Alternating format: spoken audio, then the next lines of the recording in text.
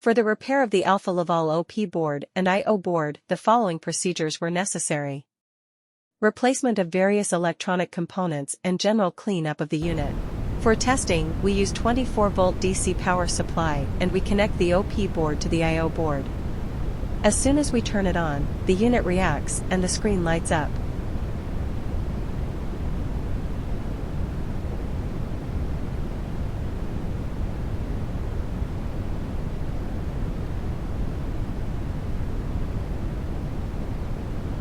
The error message is due to lack of additional units.